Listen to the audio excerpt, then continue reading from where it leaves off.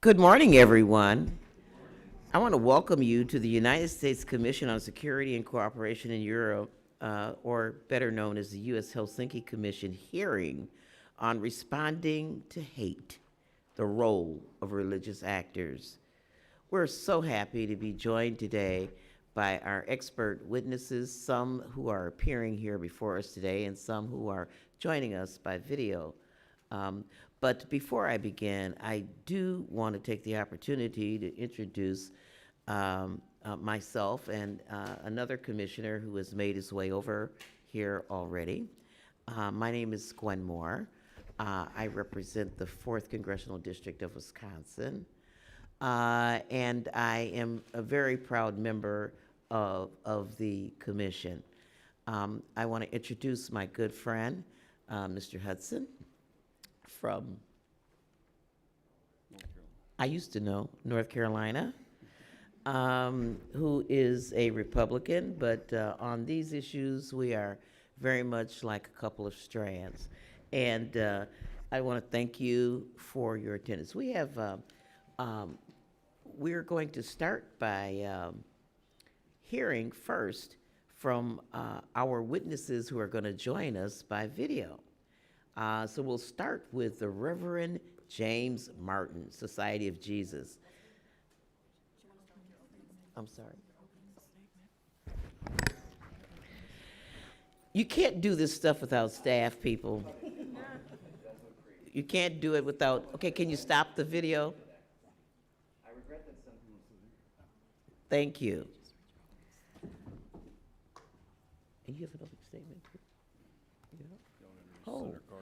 Well, there's a guy who just joined us, little known to many people, but well known to to all of us. He's, coming over from the other house.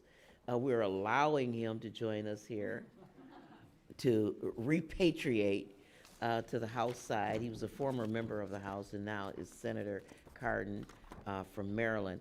He's also a commissioner. He is the OSCE Parliamentary Assembly Special Representative on anti-Semitism, racism, anti-Semitism, and tolerance.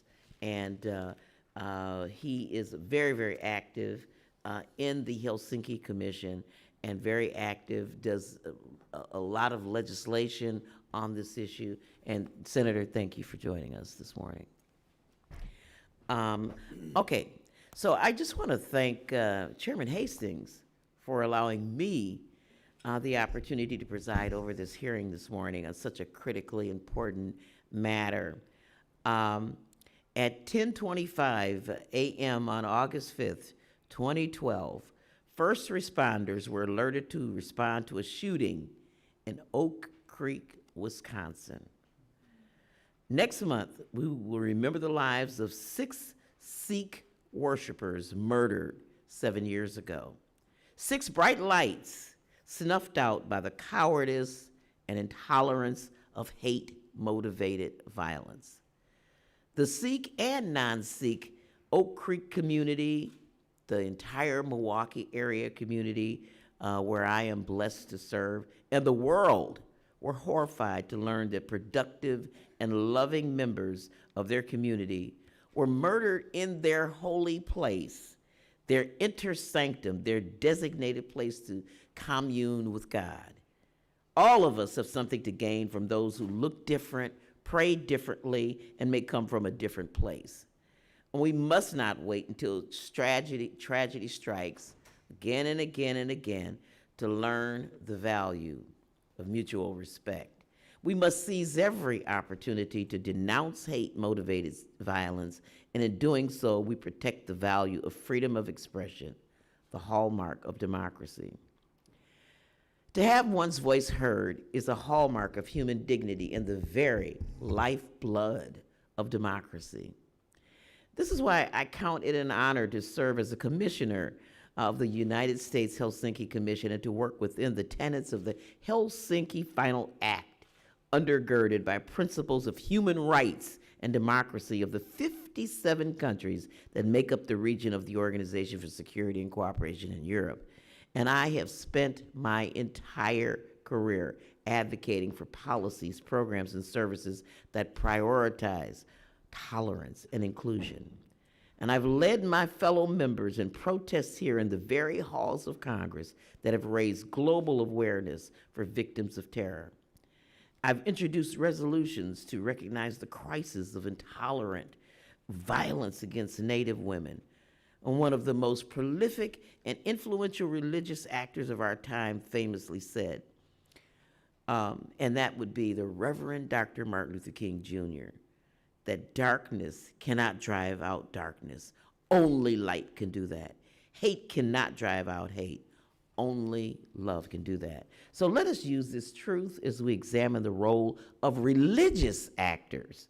You know, we're politicians, but the role of religious actors is embedded in the history of this country and around the world, and I am led to believe that it's time for the religious community to take its historic place in the forefront for the march of justice, and let us firmly use love and responsible policy to develop policies that will save lives and protect human rights. I am most grateful to the Wisconsinites that I represent for the privilege to be here today. And they're a shining example of how to rebuild a community after a vicious and senseless attack on a community. Those folks I speak of in Oak Creek.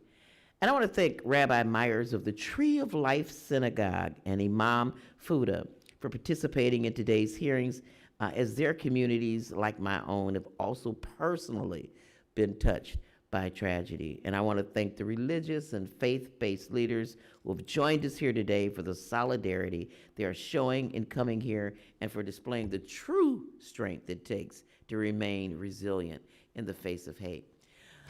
I am going to yield to Senator Cardin for an opening statement, if you would like.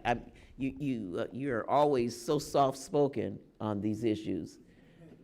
Thought we would give you an opportunity to speak out for a change. Well, Chairman Moore, first of all, thank you very much for your leadership, and to Congressman Hudson.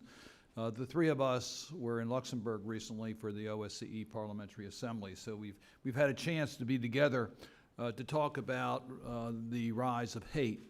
So I particularly want to thank the leadership in the House for holding this hearing, responding to hate, the role of religious actors. As Congressman Moore pointed out, I am the special representative on anti-Semitism, racism, and intolerance within the OSCE Parliamentary Assembly. We've seen such a rise of hate, America, the OSCE region, and around the world. And we've seen that, unfortunately, in houses of prayer. From Pittsburgh to Poway, Christchurch, Colombo, black churches in the South. We've seen violence when people go to pray, innocent people being murdered. So at the OSCE Parliamentary Assembly, I hosted a sidebar event. I want to thank Misha Thompson, the staff person from the Helsinki Commission, for the extraordinary work that she's done, not just here in America, but around the world, to deal with these issues. Our sidebar was on countering hate, lessons learned from the past, leadership for the future. We started with Dr. Earl Belding of the U.S. Holocaust Memorial Museum.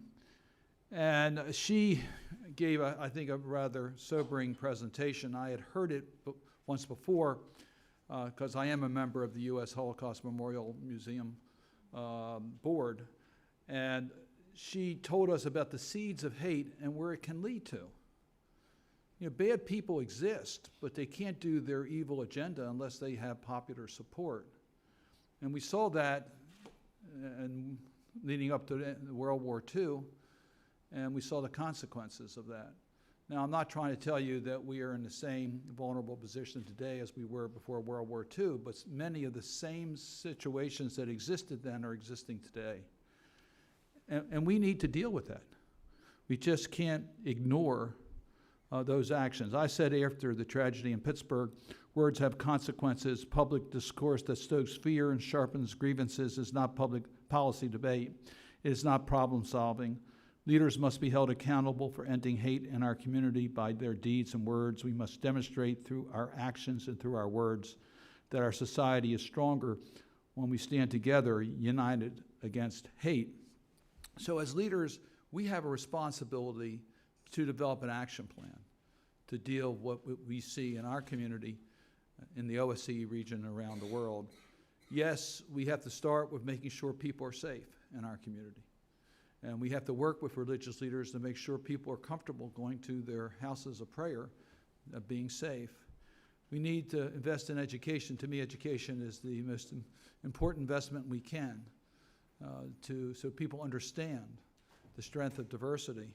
We need laws in place that make it clear we won't tolerate hate crimes. And we need to build coalitions. I see a great coalition in front of me with this panel. We can't do this as Jews or Muslims or Christians. We really need to do it together if we're going to be effective in countering the rise of hate. Coalition building is so important. We need to share best practices, what works in our community. So, Madam Chair, I want to welcome all four of our panelists. Rabbi Meyers, I decided to go to the University of Pittsburgh because of the strength of the Jewish community there. My parents thought I would be safe. And I remember being welcomed in Squirrel Hill and the importance of that to me as a young student at the University of Pittsburgh. And to Radia, we had a chance when I was in Paris just recently to meet with the coexisters. What an incredible group that you have brought together. And I'm going to share a question I asked and your answer when I talk about what obstacles do you face. And one of the obstacles you faced were your own parents who were concerned about you joining together in company. And to Reverend Jenkins, thank you for your leadership. To Ms. Guzzie, thank you for your leadership on these issues. We appreciate all four of you being here and sharing your experiences so that we can help develop an action plan to stem this tide, to work together, as the chairman said, for peace and love and people being respected and recognizing diversity as our strength. Thank you, Madam Chair. And thank you, always on point, Senator Cardin. And so let's proceed with this hearing, and we are so privileged to first hear from, pardon? He said he didn't want to. I'm good, let's hear from him. We were not ignoring Representative Hudson. He says he would much rather hear from our witnesses. But most of us, I mean, this is decrying the role that legislators have. They love to hear themselves talk. But anyway, we are really blessed to hear from the Reverend. I've started introducing the Reverend James Martin, Society of Jesus, for the third time. So we are really excited to hear from him. He's a Jesuit priest, author, editor-at-large of America magazine, and consultor to the Vatican's Dicastery for Communication. Father Martin is the author of many books, including the New York Times bestseller, Jesus, A Pilgrimage and the Jesuit Guide to Almost Everything. His most recent book is Building a Bridge, about how the Catholic Church can reach out more compassionately to LGBT Catholics. He has appeared on all major media outlets, both nationally and internationally, speaking on issues of religion and spirituality, and has written for, among many other places, the New York Times and the Wall Street Journal. Before entering the Jesuits, Father Martin graduated from the University of Pennsylvania's Wharton School of Business and worked in corporate America for several years. We do welcome Reverend James Martin by video. Medical treatments prevent me from joining you in person, but it's really a great honor to be with you.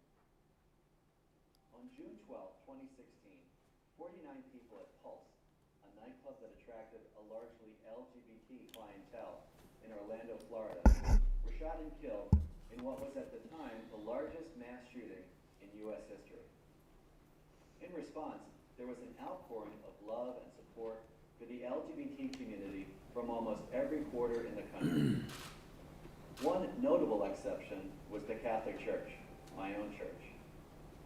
While the U.S. Conference of Catholic Bishops issued a brief 4-line statement, the words gay or LGBT were absent from it. As a thought experiment, imagine if 49 people from a particular ethnic group were massacred, and the name of that ethnic group was omitted from public statements.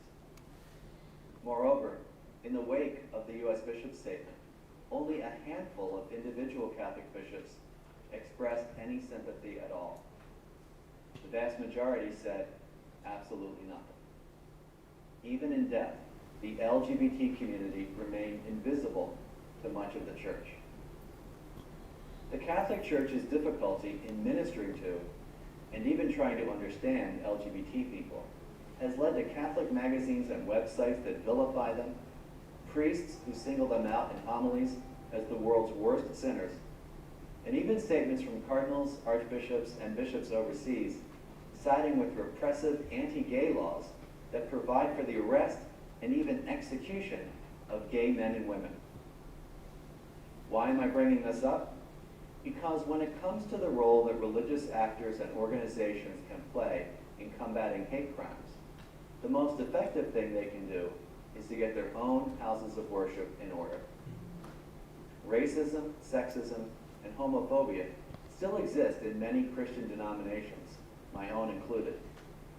To turn to racism, we only need recall the Reverend Dr. Martin Luther King's trenchant comment that the most segregated hour of the week is 11 a.m. on Sunday morning.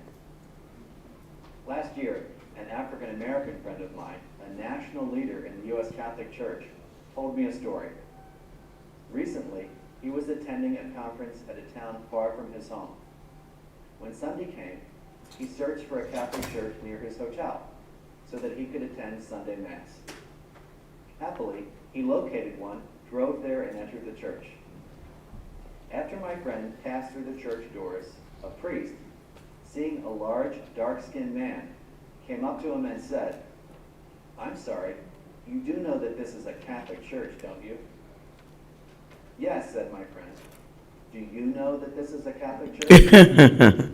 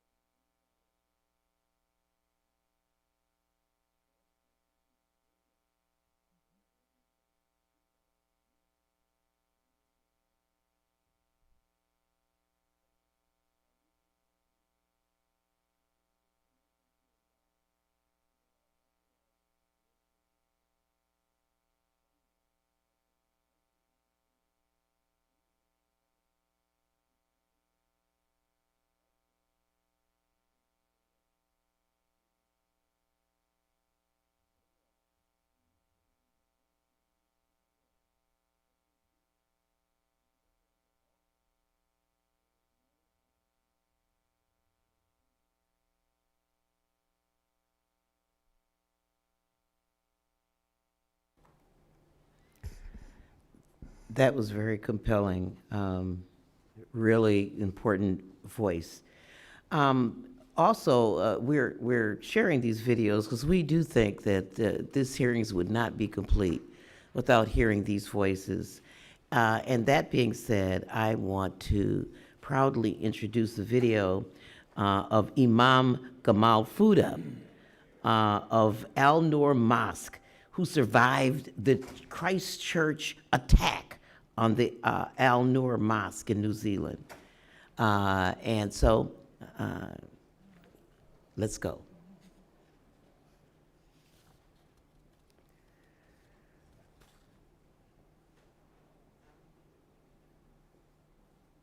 بسم الله الرحمن الرحيم الحمد لله رب العالمين والصلاة والسلام على سيدنا محمد صلى الله عليه وسلم. May the peace and blessings be upon our Prophet and all the prophets of God from Adam until Muhammad, peace be upon them all. Thank you very much for inviting me today to address your community and the members. Too much appreciated. And I just, first of all, I would like to ask Allah to put the martyrs in paradise, the highest place in paradise. Those who lost their lives in the terror attack in Christchurch Mosque. May Allah subhanahu wa ta'ala put them in Jannah. May Allah accept them. May Allah give recovery to those who are injured. First of all, I would like to say that was something that no one wants to see. When you see people being killed in front of you, it is something that I would never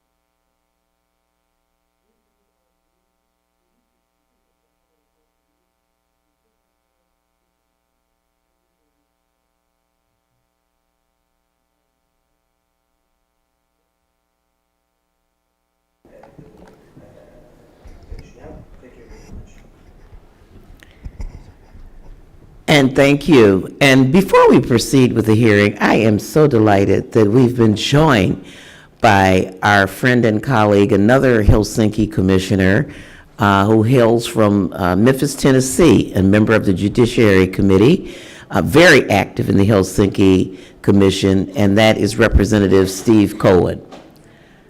Good morning. Thank you. Sorry about being late. I had a meeting, but this is an important meeting, and I value the work on the Helsinki Commission, and I look forward to your testimony and hearing what I did here on these broadcasts. Religion can be a wonderful source of life values and spirituality that we share in common.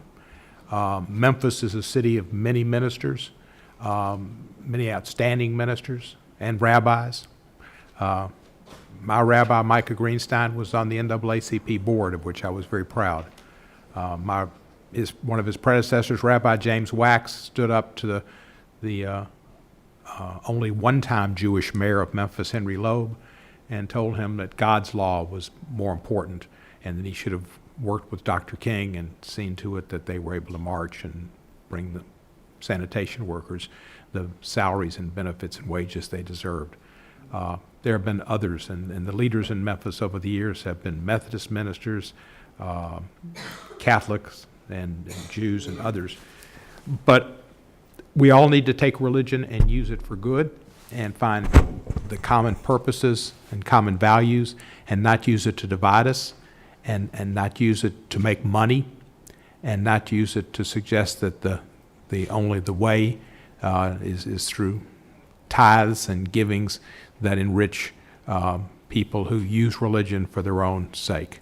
So I'm pleased that y'all are here and pleased to participate, and nobody's better on all these things than Reverend Barber, so I wish he was here too. Thank you. Yield back. Thank you so much, Representative Cohen. We are so delighted to be joined by this distinguished panel. And so I want to start out with Rabbi Hazan Jeffrey Meyers, who has served as the rabbi and cantor for the Tree of Life congregation in Pittsburgh since the summer of 2017. Rabbi Meyers is a survivor of the horrific morning of October 27th, 2018, when a heavily armed gunman began a murderous rampage in the Tree of Life synagogue. It is so wonderful to have you here in person. And my nephew, who wants to be a cantor, I'm going to make sure he gets in touch with you. You may already know him because he sings in every synagogue everywhere in the world that he can. But with that, I welcome you, Rabbi Meyers, to begin your testimony. Thank you, Madam Chair. Members of Congress, I thank you for the privilege of testifying before you today.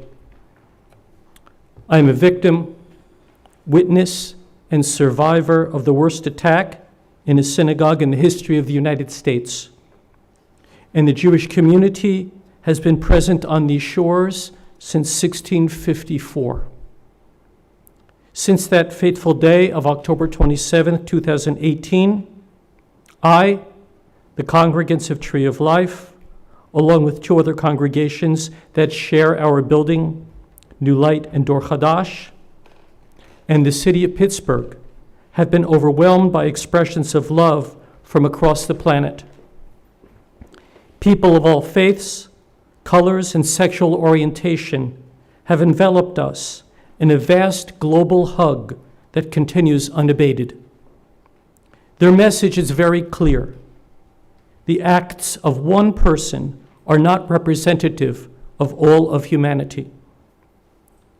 But alas, the acts of brutality and cruelty can overwhelm us. And when coupled with incessant anti-Semitic words and dastardly deeds across the United States and around the world, we are reminded almost daily that a pernicious ancient evil flourishes. What most Americans don't know or appreciate is the warmth and togetherness that is Pittsburgh. I can state this objectively, as I too am an immigrant to Pittsburgh, having spent most of my life in the New York and New Jersey area. I live in Mr. Rogers' neighborhood, and the love and care from people of all walks of life in my city post-October 27 were typical prior to this date, only more intense afterwards. Religious leaders of all faiths have reached out to me, affording me a unique opportunity to get to know them and find commonalities where we can work together to better our community. The metaphor of America as a melting pot is a beautiful image, but sadly, it is not true. We do not know our neighbors. We live in silos with no bridges connecting them. Many choose to live in their own private silos, not wanting others to enter their silo. Some people just don't know how to build a bridge. This is where religious leaders like me make a difference. I'm a bridge builder. When the Muslim community extended an olive branch to me, I responded by offering an olive tree. The same goes for the Roman Catholic, various Protestant denominations, the Sikh, Buddhist, Jain, Baptist, AME, and so many more that I apologize if I have omitted. We have so much in common that we must work together. The modest baby steps that we are taking mature into adult steps, hopefully yielding bushels of olives. Opportunities to partner with local government and the police department continue to grow as well. We can be the nation's laboratory to model actions that may work throughout the country without me minimizing the efforts of those already working to achieve these same goals. We, as clergy and congregants, are striving to find ways beyond visiting each other's worship services, to really getting to know our neighbors, to consider their needs, and to determine how we can work together to realize positive outcomes. Please know that this was happening in Pittsburgh before October 27th, but this date and the atrocity that it brought created a new sense of urgency. We must see to it that all children in all schools throughout this country learn about their neighbors and strive to understand them in an effort to appreciate their faith, not merely tolerate them. We must provide the tools for all people to honor and respect their neighbors. And right now, we as a nation are not being very successful in doing this. Just 2 weeks after October 27th, the city of Pittsburgh held a rally at Point State Park, and I was asked to speak. It was here that I made a pledge not to use the word hate, which I will say here only once for demonstrative purposes. The H word, as I call it, is a 4-letter word, an obscenity that deserves to be in our mental wastebaskets. If you truly must say that you H something, just say you don't like it.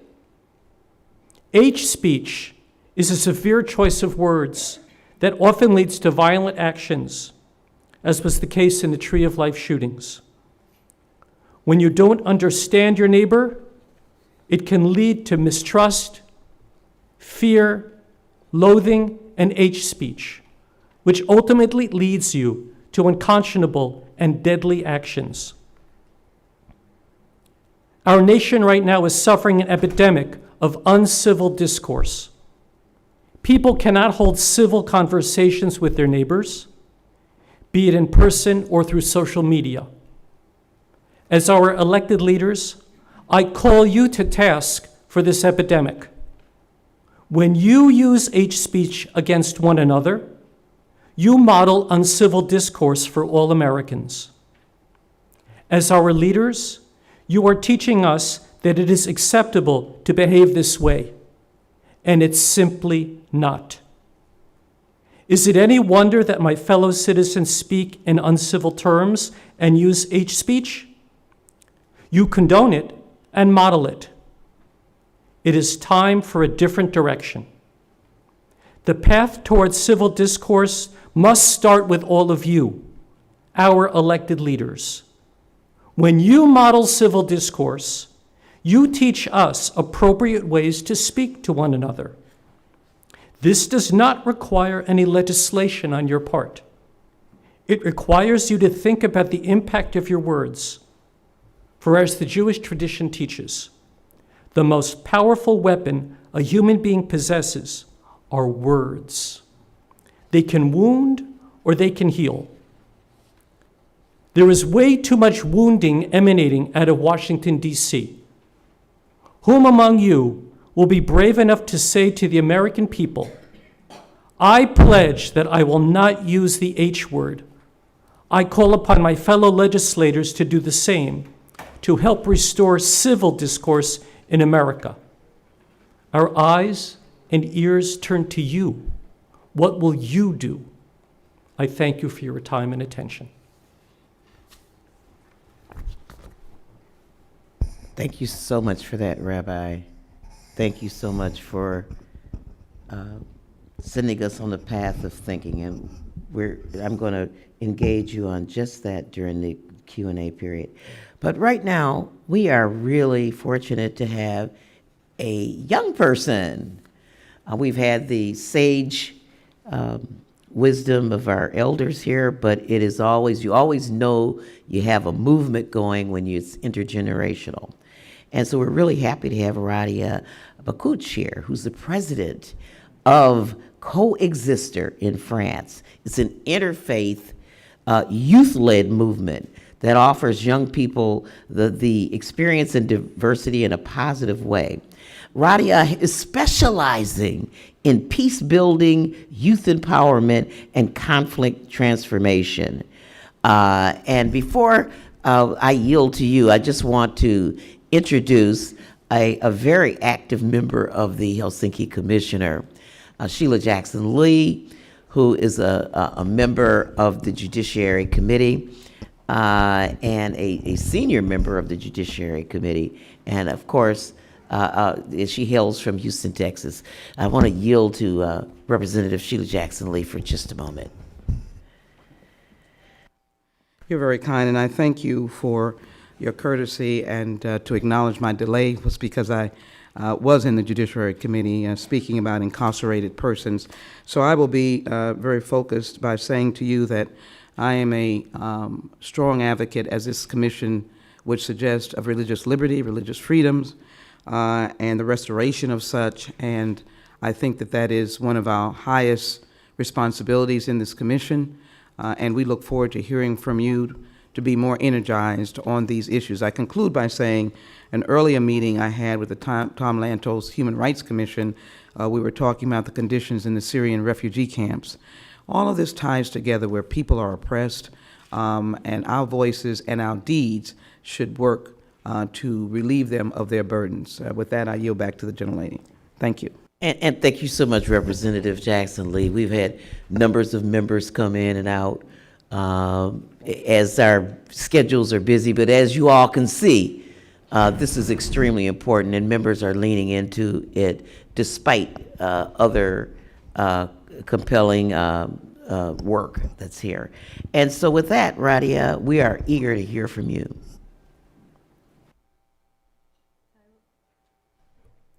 I would like to thank the members of the Congress and then the Commission on Security and Cooperation in Europe for inviting me to testify at this hearing. So my name is Radia Bakouch, I'm 27 years old, and I've been the president of Coexister, the European interfaith youth movement, for 4 years now. I represent thousands of young people, of members of Coexister, and we are really proud and honored to be heard today. So in France, and in Europe, there is a complex relationship with otherness and with understanding differences. While the overall trend leans toward uniformity of cultural practices, spiritual and religious identity resists this mechanism of standardization and symbolizes taboo, fear, and ignorance. Unfortunately, hate crimes motivated by religious bias only come second in number behind racially motivated crimes in Europe. For instance, in France, in 2018, the number of anti-Semitic attacks in France rose by 74%. In the past 10 years, like in Montauban and Toulouse in 2012, in Paris and its northern suburb in Saint-Denis in 2015, in a church in Saint-Étienne-de-Rouvray in 2016, people were killed because of their religion, and people killed in the name of their religion. So if faith can be at the heart of tensions, for us in Coexiste, it can also be at the heart of the solutions. Coexiste youth-led interfaith organizations, we gather Jews, Christians, Muslims, atheists, agnostics, and Buddhists from 15 to 35 years old. And within our organization, we believe in the concept of the faith for good and in the practice of interfaith cooperation.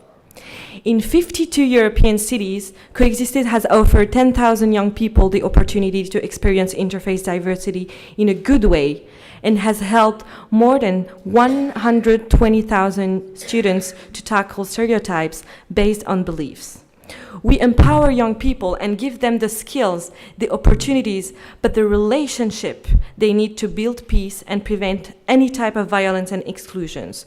We offer them safe spaces where they can be fully themselves with others who are completely different from them, and tools also so they can act together for social justice, inclusion, mutual respect, and peace.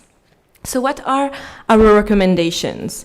Thousands of interfaith initiatives and practices exist around the world. The United Religions Initiative networks, of which we are part of, alone already supports and connects more than 1,000 of initiatives in 108 countries. Yet, in order to maximize their outreach and systemic impact, they have to be state-supported. So, first recommendation would be to defend pluralistic societies. We need to defend, protect, and promote a pluralistic society. Citizens can prevent hate against diversity if they are able to face diversity in their daily life. Multiculturalism and communitarianism are not the only way to apprehend diversity in society. We need a mix. The second recommendation would be to support faith for good. Faith is a specific part of the identity that is substantial, chosen, and can be a source of bad and good. Everyone has faith in something. It's not the prerogative of religions only. Linking the spiritual resources to actions toward peace building and social justice strengthens the actions. Third recommendation would be to practice interfaith cooperation. Faith for good is even stronger when it's used in interfaith cooperation by bringing people that deeply disagree on their faith together so they can act together.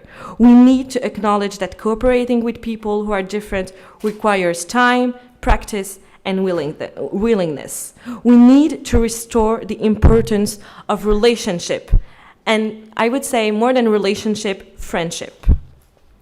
We need also, at the fourth recommendation, to come out of the communitarian struggles. It is important that not only Jewish people fight against anti-Semitism, not only Muslim people fight against anti-Muslims attack and Islamophobia. We need to acknowledge all types of hate crimes that target a particular population and engage everyone so they can feel concerned when any and all hate crimes happens. Fifth recommendation would be to fight for rather than fight against. Fighting against hate is important, but fighting for peace is vital. Our purpose should not only be to diminish hate, but we need to envision what our ideal society looks like. Nonviolence is a prerequisite, but tolerance is not enough. And we say usually in Coexiste that we are not a tolerant organization. We do more. We do acceptance. We do mutual understanding. We need to defend a society where active coexistence is the method for relationship. We need, as the last recommendation, we need to also include other actors in the fight against hate.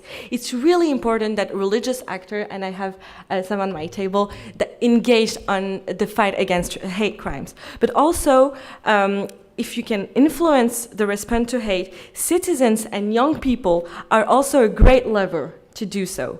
We usually include young people when we talk about the future, but young people are the citizens of today, and they need to be implicated today to face the challenges of our society. Responding to hate by using faith and religious tools can be efficient and lead to a lasting peace. In Coexister, our founding intuition is that peace must be taught, experimented, and be a process of consciousness. We need to learn peace, not learn how to make peace, because it would mean that we cannot prevent the conflict. We have to learn and cherish the actual peace. We would like to make peace a major learning discipline in all informal and formal educational policies throughout the world. Thank you very much.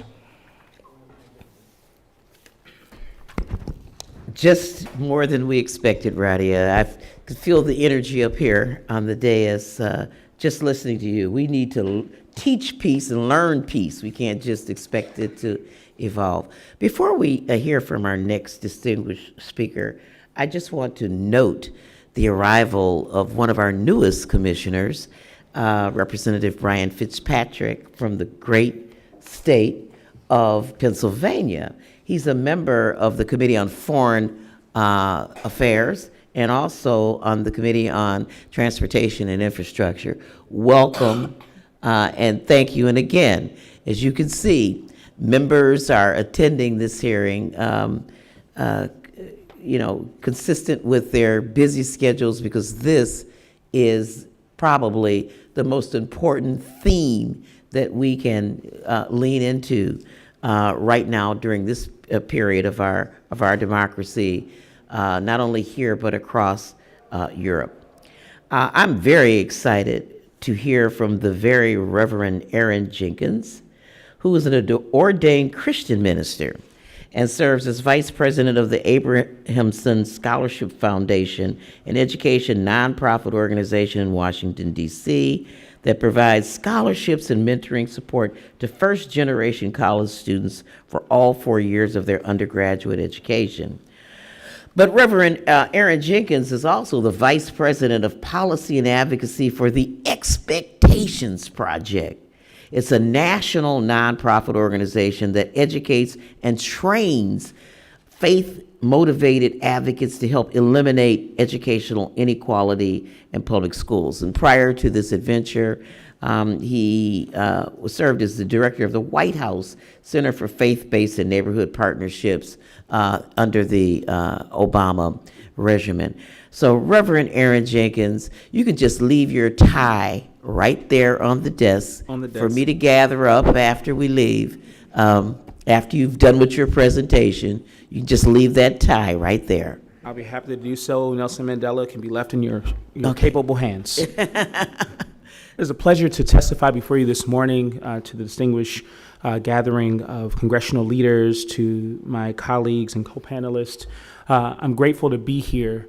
What brought me here was not only the invitation to come, but it was what happened on June 17, 2015, when Pastor Clemenza Pickney was teaching Bible study, and a young man walked into the church at Mother Emanuel in South Carolina and asked, "Where's the pastor? Because I want to sit beside him."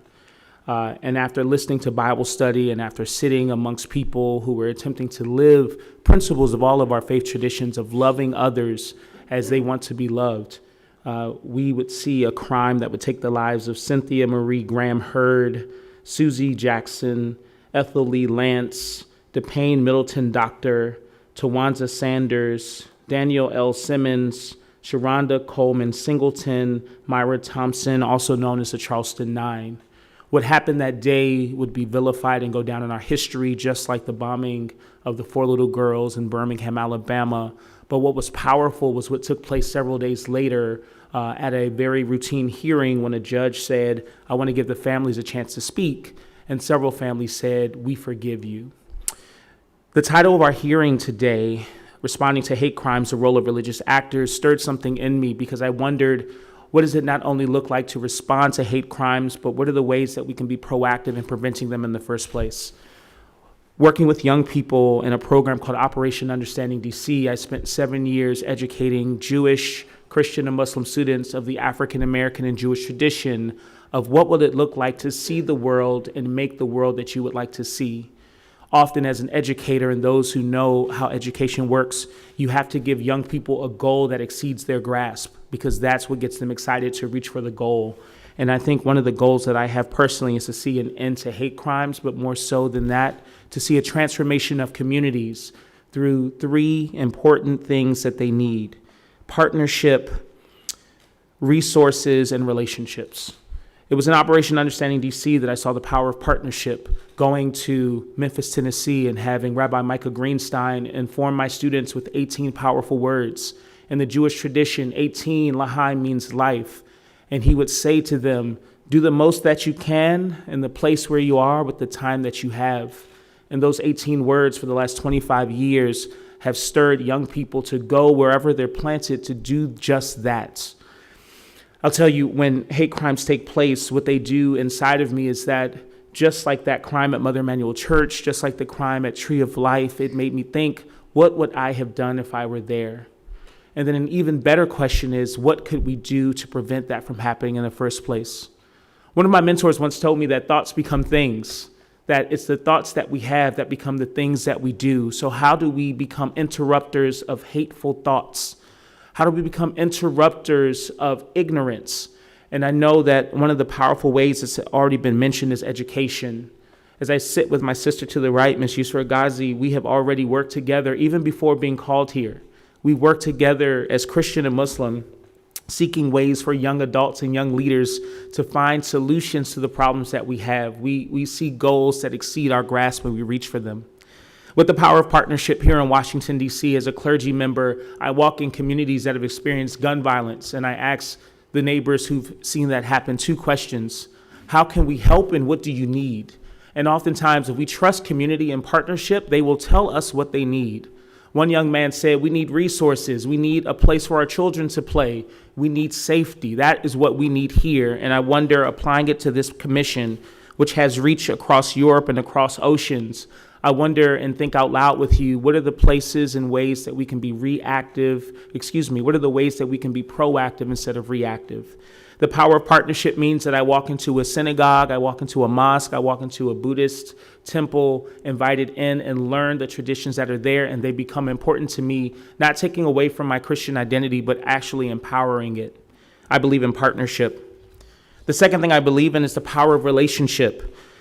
I've been told that the relational is transformational, and I believe that. Working in the Obama administration as the director for the Center for Faith-Based and Neighborhood Partnerships, I watched the power of relationship, that when people are in need and people have the resources that are needed to help them, it's the relationship that makes you pick up the phone, that makes you get out of bed, that makes you go to see what is the best that we can do for them. I remember after the Tree of Life Synagogue shooting, being invited to Addis, Israel, where leaders from DC, Maryland, and Virginia gathered in response to the hate crime. But the most powerful moment of that visit was actually what took place outside, when there were more people outside who gathered together in solidarity with Pittsburgh and hate crimes that had taken place all over than could fit into the shoal. And what happened next was powerful. Imam Jahari Abdul Malik, formerly of the Dar al-Hijra Mosque here in Virginia, a local friend and clergy member in the Islamic faith, was asked to go outside and speak. And he said, let me start by speaking words of peace. Salam is peace in Arabic. Shalom is peace in Hebrew. And peace is peace in English. By speaking those words, he reminded me that partnerships matter, but relationships are critical if we're going to see a change of goals that exceed our grasp.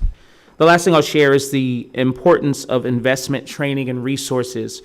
What happens if we want to dismantle the impact of hate crimes is that faith communities are strategically placed in communities not only across the United States, but across the world, where if they are invested in properly, they not only can do the work in their individual congregations, but across faith communities as well, to make sure they are resourced and prepared to not only react when something happens of the H word, as I've been told and will now adopt into my language, but they can be proactive in being instruments of peace where they are. I wonder, what would it look like for this committee to empower communities through investment in training and resources, such as things like sustained dialogue and things that we know that work when they're done consistently. I wonder what would happen if we took the time to listen to the needs of communities to make sure that they get what they need. There's an African proverb that says, if you want to go fast, you go alone. But if you want to go far, you must go together. And I look forward to dialogue today with those of us gathered, of thinking and discussing ways that we can go together towards peace and away from things such as H. Thank you. We do want to thank you so much. Partnership, resources, and relationships.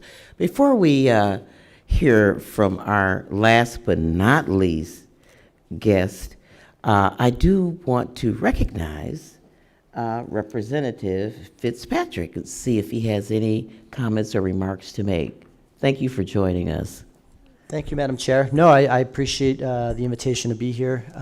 Thank you for sharing your stories. This is very, very important, very timely discussions.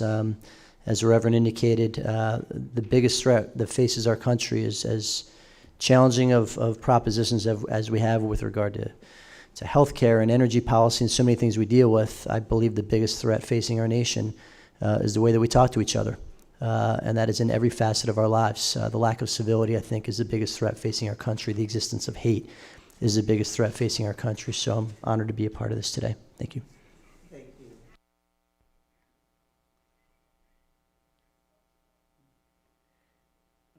you. Are we having a...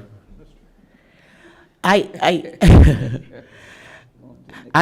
really want to introduce our last speaker, someone who appears to be very, very young, but she's worked for over a decade across the United States. She's a senior fellow for religious freedom at the Museum's Freedom Forum Institute. She's been a commissioner on D.C., or is a commissioner on D.C. Mayor Muriel Bowers' Interfaith Council. She's worked at the U.S. Department of State as a policy advisor and Franklin Fellow. She's worked for the city of Boston in the mayor's office for immigrant advancement, holds a master's degree from Harvard Divinity School in religion and politics. And we don't have time for me to read all of her credentials, but we're happy to welcome Ezra Guzzie as an expert on this subject, and we are going to yield to you now. And I see that you've already collaborated with one of our panelists, so if we just sort of move seats around here, we'll have this thing all solved by the end of this hearing. Sounds like a plan. Madam Chair, distinguished members of the Commission, thank you for inviting me to speak today. The issue of hate crimes in the United States, and specifically those targeting religious minorities, is one of growing national concern. At America Indivisible, where I work, we are primarily focused on the issue of racialized anti-Muslim bigotry and the ways that it impacts communities who are perceived to be Muslim, which may include Arab, Black, Sikh, and South Asian Americans. As a coalition-based organization, we partner across communities to identify solutions that strengthen relationships between bigotry-impacted communities and their neighbors and local government representatives. One very critical way that religious actors are responding to hate crimes and discrimination is to build more effective ways to monitor and report on these events.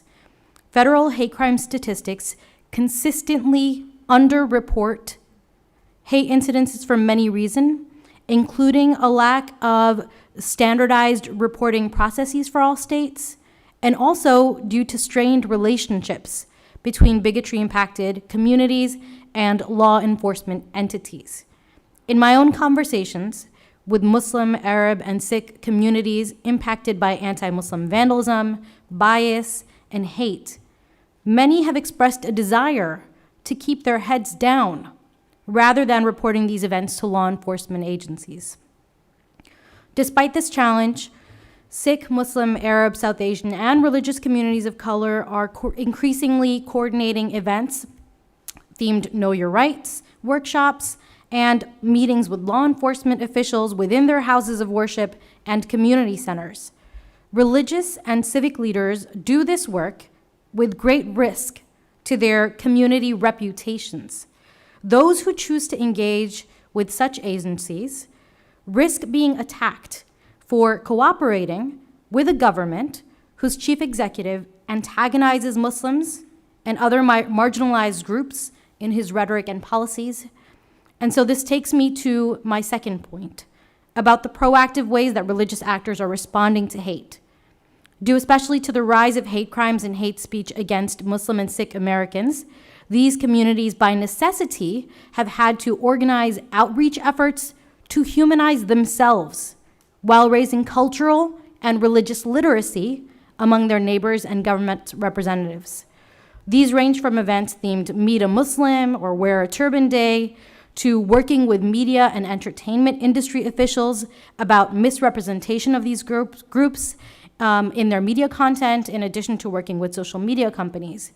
These communities are also building their civic health, getting more involved in elections and running for office at record rates. We now have Muslim and Sikh mayors of American cities, as well as officials from these faiths in a range of governmental positions. These efforts help to ensure that our cities, counties, and states are truly representative of the rich diversity of American communities. At American Invisible, we work with officials in city, state, and county level government to help grow their cultural and religious literacy while building the civic health of bigotry-impacted communities. Developing effective ways to track and report on hate crimes is absolutely critical. But it is also one step too late. Social science research proves that when diverse communities have strong associational ties, like working together on community projects, they are much more resilient in times of conflict. Our hope for the future is that more mayors, governors, and county officials will recognize the many ways that religious actors are contributing to the civic health of their neighborhoods. We would like to see more of these officials, including you all, visiting their local mosques or temples. Our communities have been shaping the social fabric of America as small business owners and professionals, as educators or officers in the armed forces for decades, and in some cases, generations. One surefire way to prevent hate and build inclusion is to recognize these contributions and invest in these communities' civic health. Thank you. Thank you so very, very much. We are going to now have a question, period of questions, and I will defer to my colleagues here and allow them to ask questions first. I know usually the chair asks questions first, but I'm not going to do it that way. I'm going to yield now to my colleague, Representative Sheila Jackson Lee, because I don't want to lose people and have them miss the opportunity to ask you questions. So, Representative Sheila Jackson Lee, I'm going to yield to you to question our distinguished panel at this time. Let me thank you so very much, and let me, with a brief commentary as I express my commitment to religious liberty, let me either counter that or frame that in the context of those who are the brunt of hate. They should have the right to practice faith, and individuals who are without faith should be left to their own rights and privileges and not be brutalized, killed, in essence, chased from their home, that I've seen across the world. It is also quite obvious in many of the conflicts around the world that it is conflicts on the issue of religion. Sadly, people lose their lives in so many brutal wars because of faith. And Syria in particular now comes to mind in terms of the faith of those who are supporting Assad versus those who are not. And I would just argue that we have to find a way for those of us who are in this country and who pride ourselves or claim faith as very much a part of our infrastructure to be more aggressive, both in our commentary and our assessment. I would not like to say we go to war over religion, but there are many suggestions that you all have given. So I'd like to just start from you, Roddy, if you don't mind me calling you that, and say specifically, and I am grateful to be a member of the Helsinki Commission, and because of the wide breadth of issues, including religious freedoms, but also religious justice. What biting main focal point we should be advocating legislatively or as a commission to deal with the scourge of religious violence and hatred?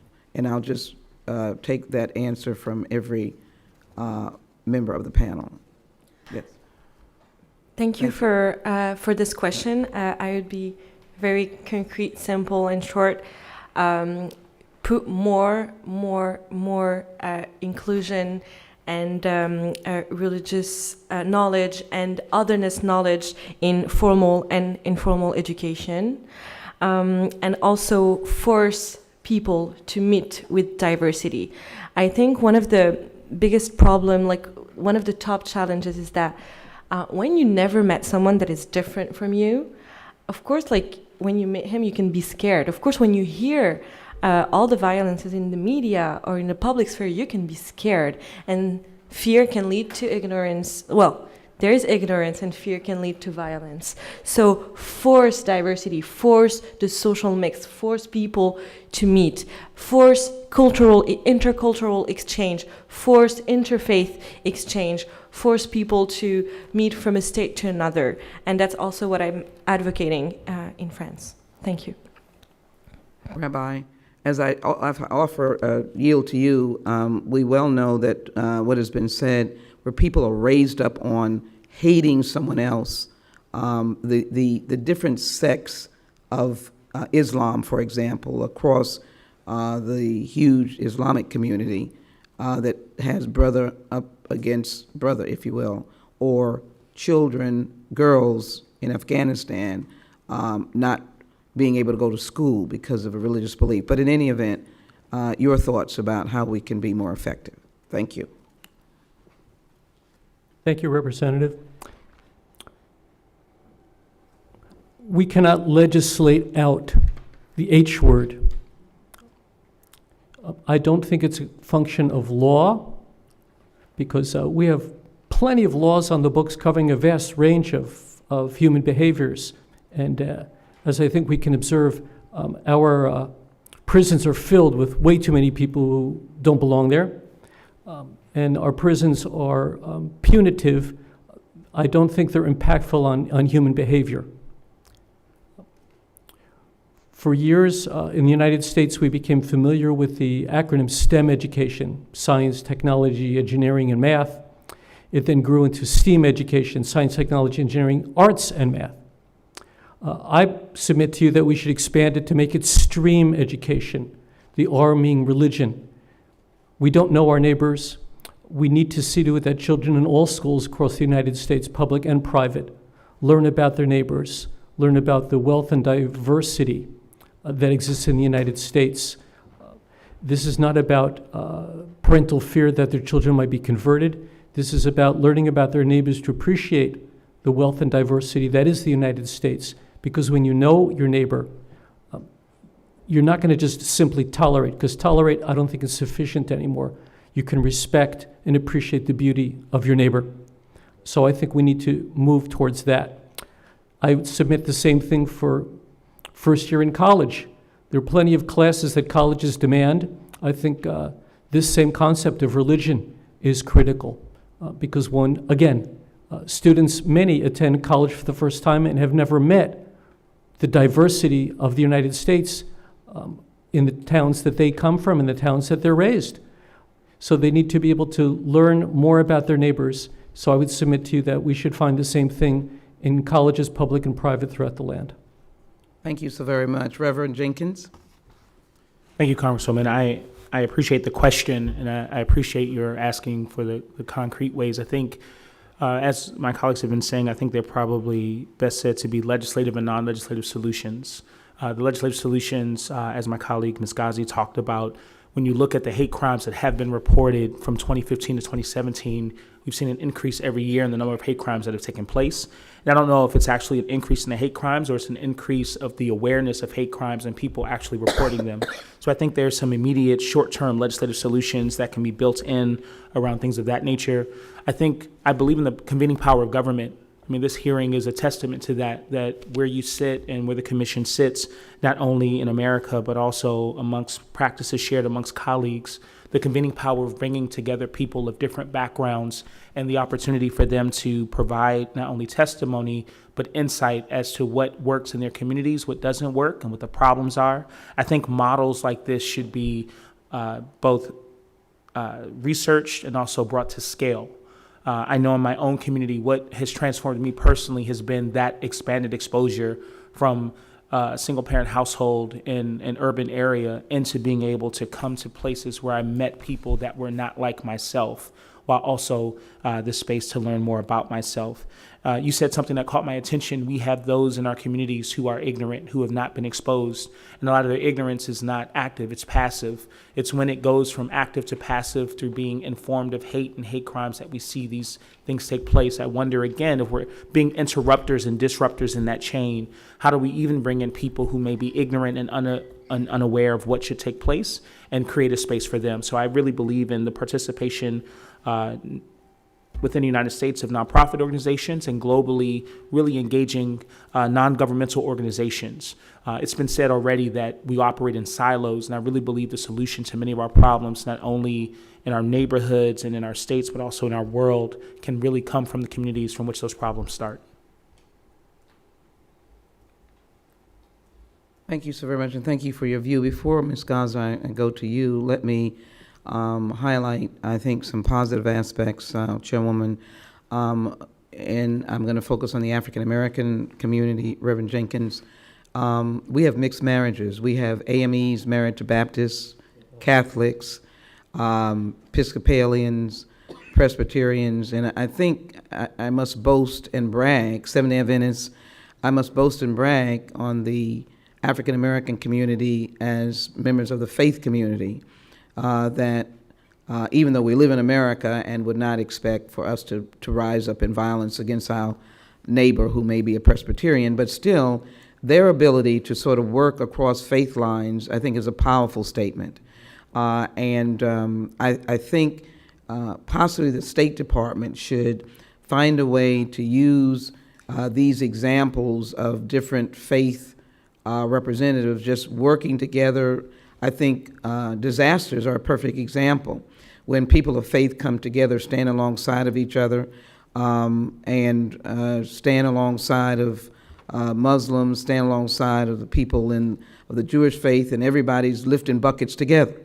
And just in ordinary circumstances in the African-American community, you're having meetings where we have ministers who are in ministerial alliances, and they're in alliances with people from different faith. I think that is a good example that responds to a lot of what you've said. There needs to be an example that it can happen. Now, I know in some of this hatred is so intense and so different from our cultural history, but I think we can do some examples. For example, when I've traveled internationally, I've seen the State Department have jazz artists to show cultural music that we have. We should also have the ability to see how different faiths work together. And I know that's not the only answer, because some of this is extreme violence that we have to address, and I think we need to address it with very firm responses internationally, with the United Nations, with penalties for people who use religion to kill, to hurt, and to destroy. But I just wanted to raise that. Ms. Guzzie? Thank you, Representative Jackson-Lee, for this question. I would say that the top challenge to addressing hate in U.S. society is leadership. We need public leaders and elected officials to speak out against hate and build up a social norm against hate. We have really lost ground in this effort due to failures of leadership at the national level in the past 3 years. And then to reiterate, the issue of underreporting of hate crimes is a serious issue. Organizations, including the Arab American Institute, have conducted comprehensive reviews of policies that track and monitor hate and found that the 2016 killing of Khalid Jabara in Tulsa, Oklahoma, noted as a high-profile anti-Arab hate crime, was not reflected in federal data. Neither were a number of 2017 attacks, including the killing of Heather Heyer during the Unite the Right rally in Charlottesville, the killing of Srinivas Kuchibhotla, an Indian immigrant shot to death because of his perceived national origin, and the bias-motivated stabbing of 2 men in Portland, Oregon. So my point here is that we cannot effectively challenge hate if we don't have a clear understanding of how often, where, and why it happens. And so very briefly, I want to mention that last month, members of Congress introduced the Khalid Jabara and Heather Heyer National Opposition to Hate, Assault, and Threats to Equality, or No Hate Act. And a companion bill in the House was introduced. This bill proposes funding for state hate crime hotlines, permitting judges to mandate that perpetrators undergo community service or education focused on the targeted communities, and support law enforcement agencies' expansion of prevention, reporting, and training programs. This bill will support implementation and training for the national incident-based reporting systems for law enforcement agencies that are not yet using it, streamlining the reporting process. So I want to just reiterate how important it is for us to absolutely think critically about the legislation that can help address hate in the United States. Let me thank all the witnesses, Madam Chair, and let me look to the No Hate Act and as well work in judiciary on some additional focus on underreporting to complement that legislation, and just hear from all of you that our energy level, our advocacy, our work has to accelerate because the hate crime, hate incidences, and I'm chagrined of I deal with the FBI and others on a regular basis, and I'm chagrined that the Oklahoma killing and Heather and others, Heather Heyer and others, were underreported or not reported at all. So you have gotten our collective attention, but also we know that we must be examples when we look internationally as well, dealing with the question of hate and religion. But thank you so very much. Thank you to all the witnesses. Madam Chair, I yield back. Thank you. Thank you for your courtesy. And thank you. Before I enter into my Q&A of the witnesses, I just want to provide a little context for this hearing, and not assuming that you all know a great deal about the OSCE. The OSCE is 57 membership countries across Europe. It includes the United States and Canada, the Holy See, Israel as observers. And across the OSCE region, since 2015, with an influx of migrants and refugees, we have seen a tremendous rise of hate crimes since 2015 and hate speech. This is racism in the form of anti-Semitism, Islamophobia, anti-Gypsyism, Afrophobia, Christianophobia. Nobody catches a break when it comes to the H phenomenon. The FBI's most recent H crime statistics report more than 7,000 H crimes in the United States alone, and we have seen 13,000 H crimes in the OSCE region. I lay these data out, Radia and Ezra, as I ponder this question.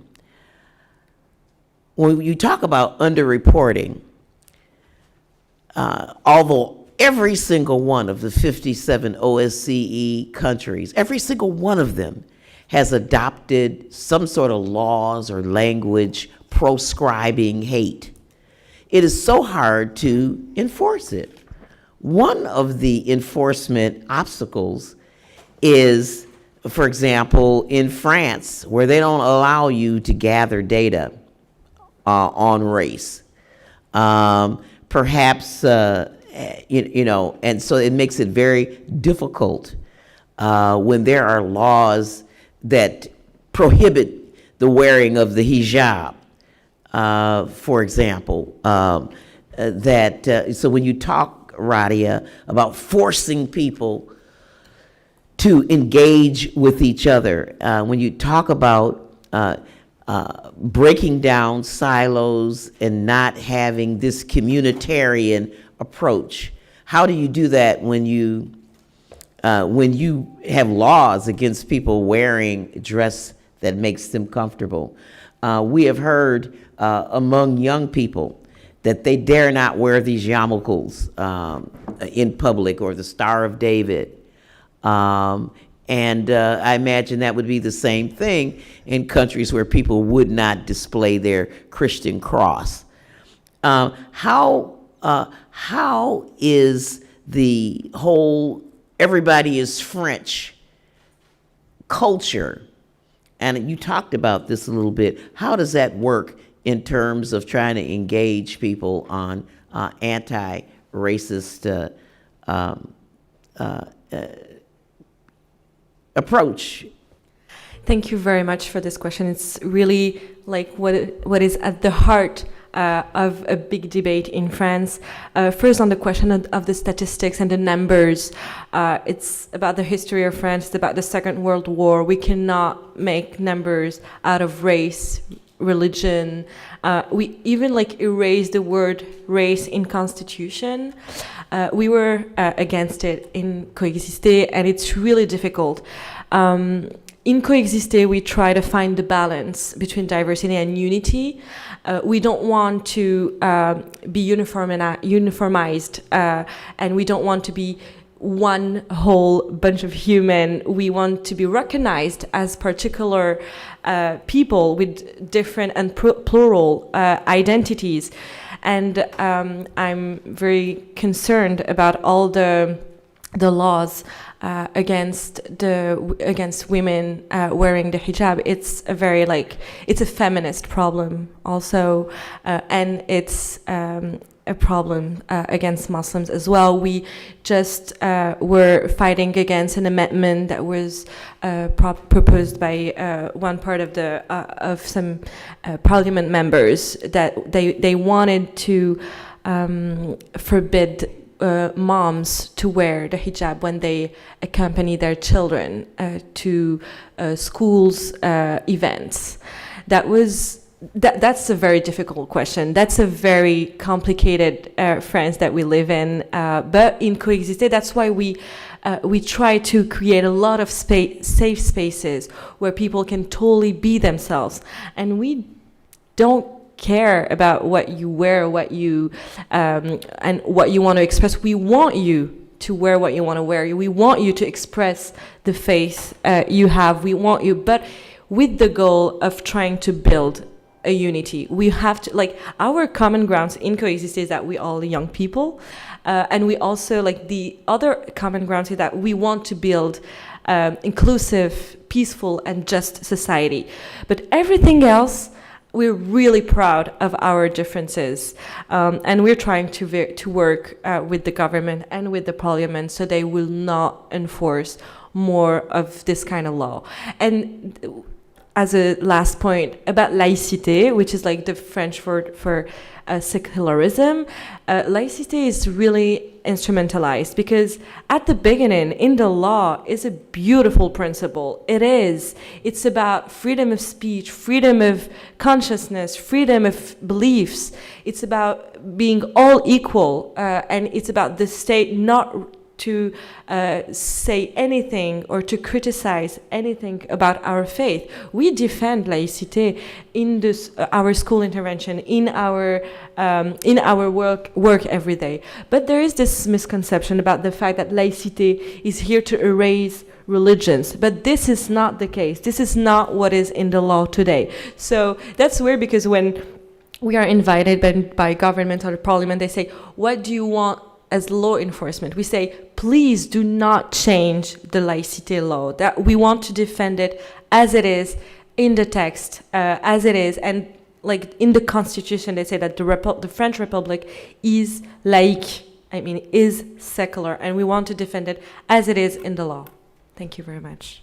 And so, are there good data on hate crimes? There couldn't be in France. You know, if you're attacked because you're an African, a black French person, that just is not recorded anywhere. Is that?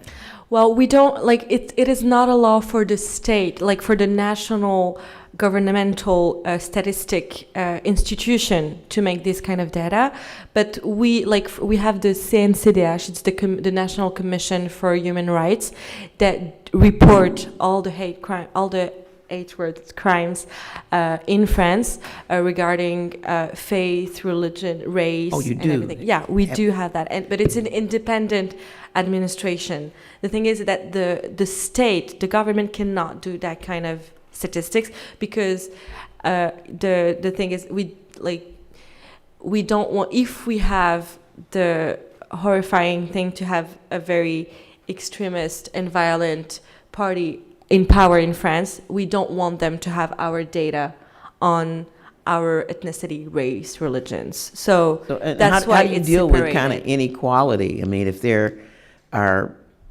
women, if there are people of color who are not getting the same opportunities educationally or otherwise, those data are not collected either, right? No. Discrimination. Okay. Let me not just use all the time here. I want to ask Ezra, Ms. Guzzie, sort of the same thing. There's this notion that somehow the hijab is a source of oppression. You don't seem to be too oppressed this morning, but that women are wearing it because men make them wear it, and that I guess the assumption is that you could just take the hijab off and be as comfortable. And I just want you to lean into how Muslim women view the discrimination and prejudice about wearing hijab. Thank you, Representative Moore, for this question. I don't know if there is one way to answer that question because of the great diversity within Muslim communities and within Muslim women, and the variety of ways that they may choose and reasons why they may choose to cover to a certain extent or not. In my own family, I grew up being I have two other sisters, and not my sisters nor my mom growing up covered their hair. I went through a spiritual awakening, if you want to call it that, when I was in junior high and high school, and from very early on, dealt firsthand with the kinds of prejudice and discrimination that women across the world face when they are attacked based on how they appear or their decisions about how to clothe their own bodies. And so I have a very specific perspective on this issue based on my own lived experiences that might not be the same as my sister's or my mother's experiences. That said, I think that there has been increasingly a lot more common ground built across Muslim American women, and as a result of the work of Muslim women-led institutions, not just in the United States, but all over the world. And so for anyone who's interested, there are plenty of organizations out there now and inspiring women who talk in interesting and meaningful ways about what draws them to cover and dress the way that they do. And if anyone's interested in a more artistic form of that, look up the Hijabi Monologues. That is a performance designed after the vagina monologues, but performed at campuses and in communities across the world that gets into those stories. Thank you so much for sharing that. Rabbi Meyers,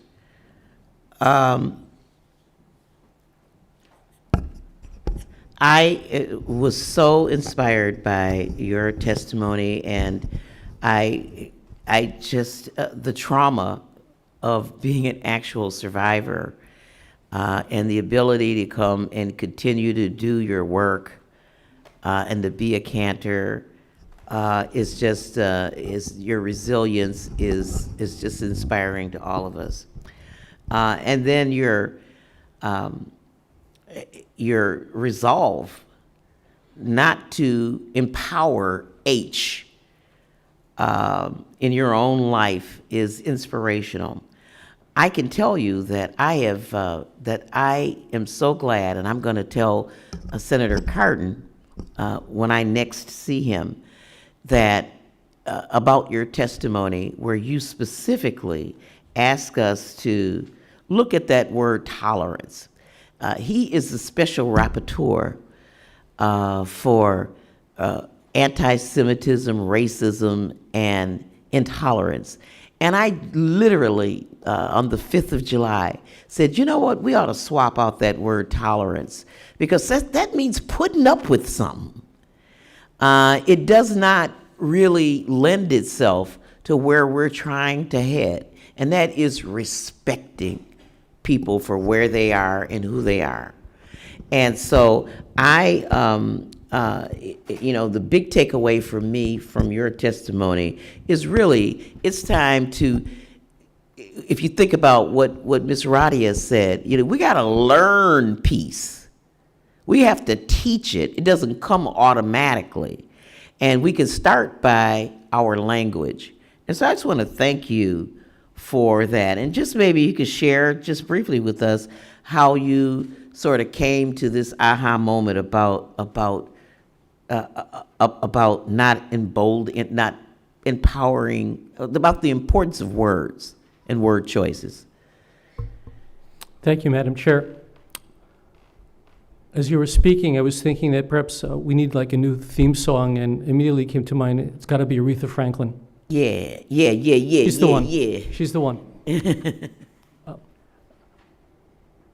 During those initial 2 weeks after having done all of those funerals and unlimited numbers of press interviews and so forth, most of what I was speaking at that time, I didn't really have a chance to write down.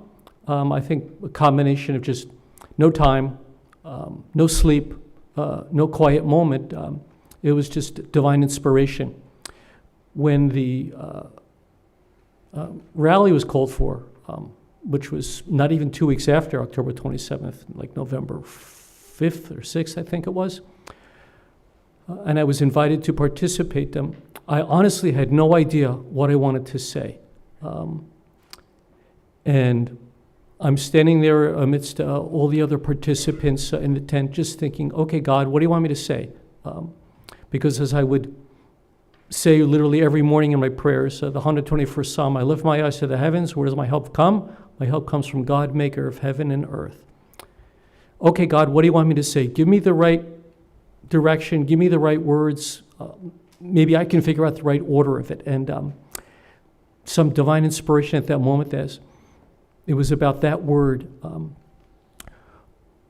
There are many manifestations of the H word, whether it's violence in the Tree of Life, or Mother Manual AME, or in the Sikh temple in Oak Creek, or in Texas. That's one manifestation. Beating up someone on the street because of their sexual orientation is another manifestation. Putting a noose in an African-American worker's locker at his place of employment is another manifestation. Painting swastikas is another. There are so many. Those are all the actions. Actions don't just happen from a vacuum. There's a source from the action, and to me, it's the words. So imagine for a moment you have this beautiful lawn at your home, and you see in the middle of the lawn this massive weed. Most of us are just going to take the weed and grab the top and give a yank. Inevitably, we get the greens.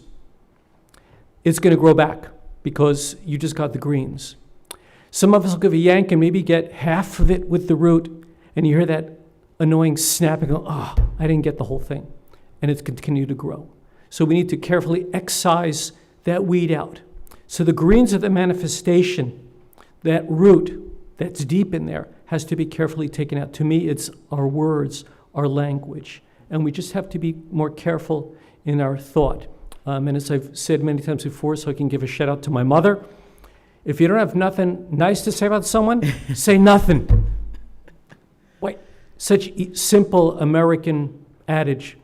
Why can't we just return to those simple times where think about what you're going to say, and if you can't think of the right thing, just don't say it? Well, thank you so much, Rabbi Meyers. My brother was a member of that temple probably before you came in Pittsburgh, and his son, my nephew, Jason McKinney.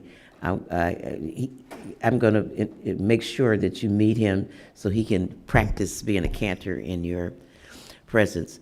So the power of life and death is in the tongue. Thank you so much for being here, Reverend. You were very inspirational in your comments, and we want to thank you for your work too, Reverend Jenkins.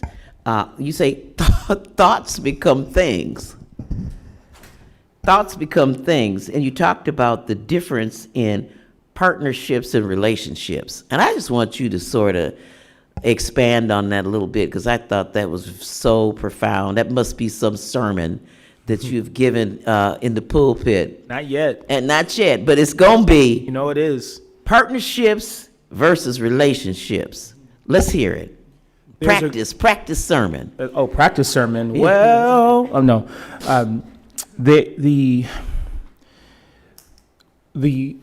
I really believe in things that work on the micro level, and then scaling those to practice in the macro level.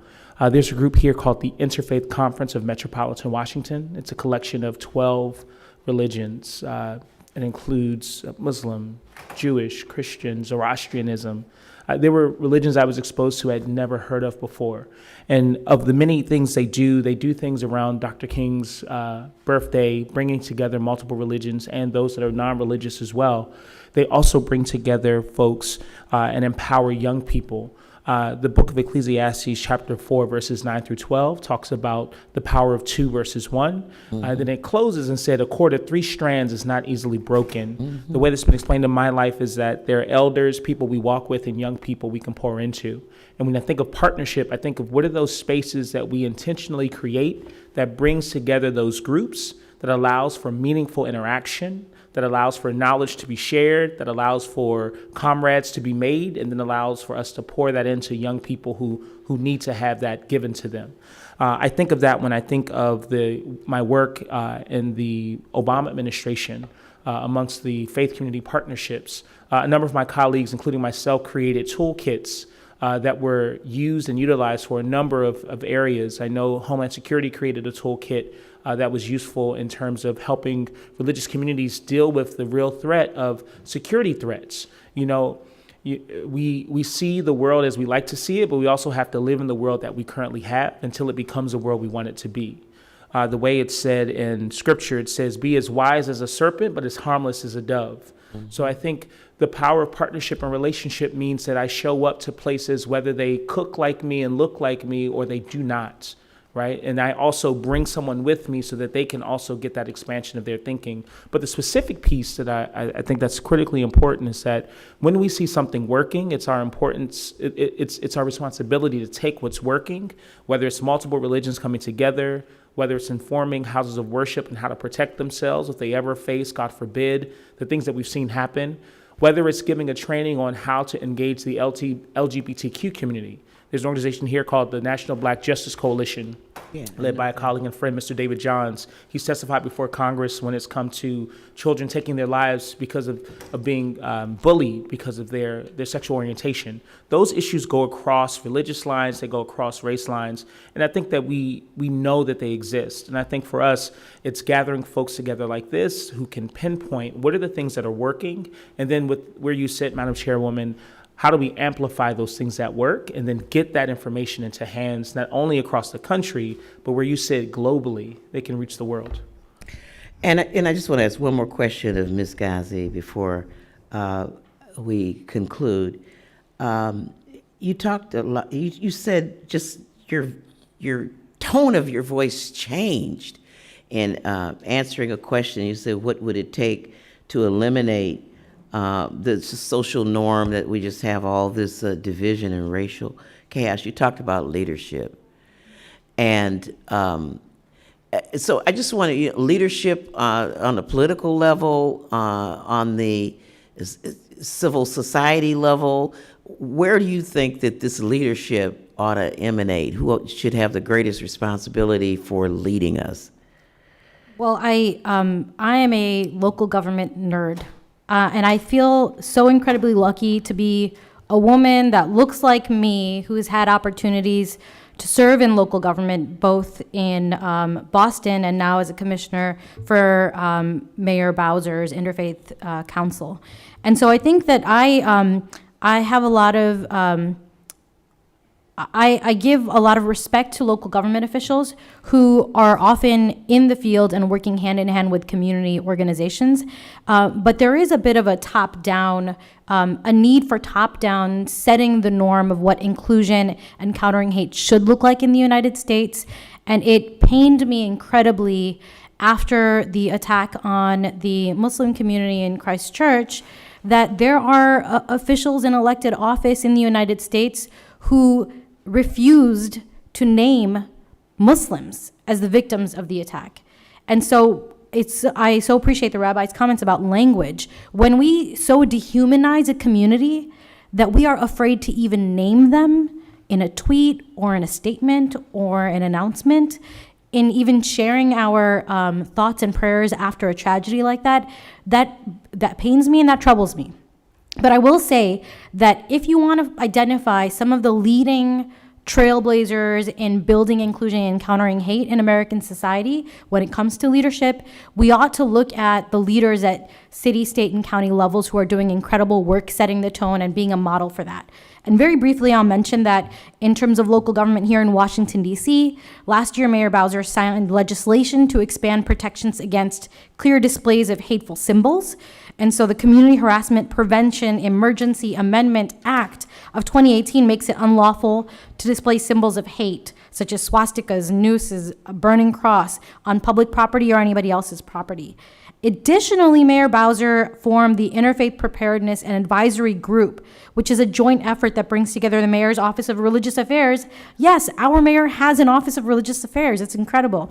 The Metropolitan Police Department and the district's Homeland Security and Emergency Management Agency to facilitate collaboration with the district's faith-based communities. So there is a lot that here in Washington, D.C., and also in cities and towns across the country, our locally elected officials are doing to counter hate, and I think it behooves all of us to pay attention to their work. Thank you so much. Listen, a really important question. You just can't do this stuff without staff. And I'm going to introduce them come heck or high water before we end this hearing. But can you just all tell me how your initiatives are funded? The good Reverend did mention that you need resources. I took notes of that. That, That was the all third of this point. lofty, you need ideals and leadership but you need money too. So can you share with us how you're funded? Just down the line. So we are 11 full-time staff in Guzzie, and we have a budget of near €1 million a year, and we have three parts of our budget: public, private, and self-funding. We have less than 10% public funds, but we are working very hard to work again in partners with the state. We have a large part of private funding from family foundations, companies foundations that are working with us to scale our impact. And we have also a self-funding part. We are selling books, and a lot of money come back to us. And we also sell consultancy trainings for companies, but as not funding by the foundation, but really doing work for them. And that's why we also we're an organization, a nonprofit, but we also are a social business. Thank and you. And maybe about the U.S. The U.S. Embassy in France fund us on one project, the Interfaith Tour. It's our international project. Rabbi? Madam Chair, I'm in a unique position because I'm the rabbi of a synagogue. That's my calling. So there isn't, shall we say, outside funding that perhaps some of the other NGOs might have in that regard. That doesn't exist. Opportunities to speak around the country on these comparable tropes. When they exist, I go because these NGOs will bring me in to speak. But me personally, I came here on my own dime. Well, if they can get a plane ticket together and a hotel room, you'll come and speak to people and inspire them. That's good to know. Reverend? Thank you for the question. I, in my day job, work at the Expectations Project. We're a national education nonprofit, so that is private grants in the philanthropic community. In my private life, whether the church that I attend, New Solid Rock Church Ministries, the nonprofits that I'm a part of, really we're very dependent upon individual giving and, again, the philanthropic community that provides funding. And then for things such as this, similar to the rabbi, self-funded to make sure to be present, to be a part of opportunities such as this. Thank you, Madam Chairwoman, and I'm happy to share a few thoughts. I'm really glad that you asked this. We at America Indivisible are 100% funded by charitable contributions, primarily from individual donors and small family foundations, and we greatly appreciate this support. However, we want to and need to do more. Our programs are scalable and could be implemented across the country if only we had the resources to do that kind of work nationally. And so we welcome the support from donors and anybody interested to support our work and learn more at americaindivisible.org. I will say one last point, and that is we absolutely encourage government agencies at all levels to invest in funding opportunities that strengthen the civic health of all Americans and promote inclusive policymaking. I do, however, want to make a clear note that funneling these funds through security-focused agencies inadvertently reinforces tropes about our communities as security risks. So any such funding, if it is truly about inclusion, should not be coming from budgets tied to security and policing. Well, thank you so much. We actually have one more speaker. And our speaker will be joining us by way of video from Belgium. She wanted to be here, but she's in Belgium. Alina Brickman is the elected president of the European Union of Jewish Students, where she represents over 160,000 young Jews in international organizations, Jewish communities, and other civil society organizations. And so we welcome by video Alina Brickman. Thank you, Mr. Chairman and distinguished committee members. It's an honor to speak before you today. My name is Alina Brickman. I am the chair of the European Union of Jewish Students, the 40-year-old umbrella organization of national Jewish student unions across Europe. We operate in 35 countries and represent over 160,000 young Jews, about 10% of Europe's Jewish population. We represent them to the European Union institutions, the United Nations Human Rights Council, the OSCE Office of Democratic Institutions and Human Rights, other international bodies, Jewish communities, civil societies, the youth sector, and as of now, the US Congress. UJS cultivates pluralism, recognizes the value of interfaith and intercultural dialogue, and speaks the language of universalism, driven by the belief that Jewish rights are human rights, and human rights are Jewish rights. On the 4th of July, as the United States was celebrating its Independence Day, we were taking note of an important milestone. The first ever EU-wide report on the perceptions and experiences of young Jews in Europe. A report by the European Commission and the EU Fundamental Rights Agency, drawn up by the Jewish Policy Research Institute at our request.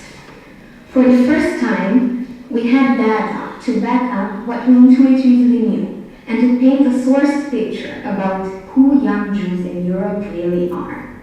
The report showed troubling results. 44% of young Jewish Europeans experienced anti-Semitic harassment, so almost 1 in 2 young Jews, which is 12% higher than their elders. 80% of young victims do not report harassment. 45% of young Jewish Europeans choose not to wear, carry, or display distinguishable Jewish items. 41% have considered emigrating, and 85% have been targets of anti-Israel bias. Also, Only 17% think governments are effective in their work to combat anti-Semitism. These numbers are worrying, and they represent a broader global trend. However, what we also got to see is the passionate and engaged attitude these young people hold towards the world. 81% of the young Jewish Europeans declare the strength of their Jewish identity to be high. They also understand the issues faced by other communities and feel part of a bigger whole. 81% believe racism is a problem, and 74% perceive an increase specifically in anti-Muslim hatred. The task before us, and yourselves especially, is to understand how to best mobilize this enormous social capital, how to best help these 81% of young Jews, for instance, who say their identity is strong, to make positive change in society. So we propose 3 things. Number 1, invest in education. From the highest levels of political decision-making, a strong commitment to anti-racist education must come forward. This ought to trickle down to ministries of education, policymakers, university bodies, and eventually teachers and students. Anti-bias trainings, a better understanding of contributions of minorities to social fabric, and a positive celebratory approach to diversity are key. Number 2, support civil society initiatives. Civil society is at the front of intercultural dialogue, bringing to life original and constructive solutions. Funding, as well as visibility and cross-party political support, should be made ready to them. And 3, depoliticize anti-Semitism and depoliticize racism. Engage responsibly in the public arena. Anti-Semitism, racism, and extremism are not left or right issues. They show their ugly teeth across and outside of the political spectrum. Anti-Semitism is a complex phenomenon, best described by the International Holocaust Remembrance Alliance working definition and its examples. Governments should work to mainstream this definition and align their discourse to it without instrumentalizing such important topics as the Israeli-Palestinian conflict, immigration, or Holocaust remembrance. I can assure you, EUJS is ready to be a trustworthy partner in the fight against intolerance, as are so many amazing civil society initiatives. We are ready to contribute our fair share. We only need the political support to do it. Thank you, Mr. Chairman and distinguished committee members. It's an honor to speak with you. Wow, out of the mouths of babes.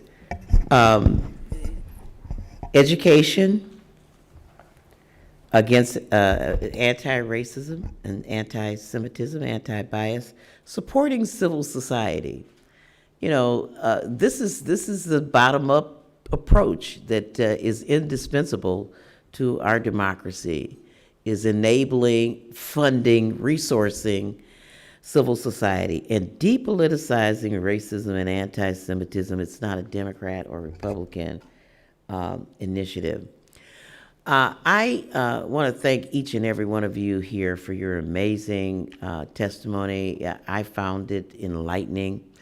And I want to thank the staff of the Helsinki Commission for their always good work. First, in recruiting this excellent panel, none of whom we would have met personally without their pursuit of you. I want to first thank Mr. Alex Johnson, who is Chief of Staff of the OSCE Parliamentary Assembly staff. Thank you. Just wave. Just give a shout out, Alex Johnson. Dr. Misha Thompson is one of our head researchers. Miss Nida Ansari, very elderly young woman, who just celebrated her like 23rd birthday or something.